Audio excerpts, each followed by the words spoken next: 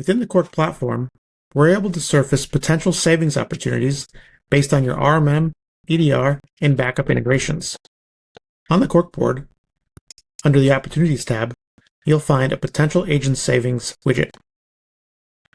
Here we're listing the vendors and the potential agents that haven't checked in a certain period of time. You can modify how many days since last check-in to adjust the savings you care about.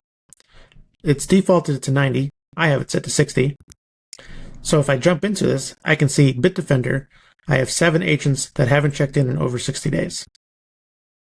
By clicking Bitdefender, I can see which clients, which devices, and how long ago those devices checked in at.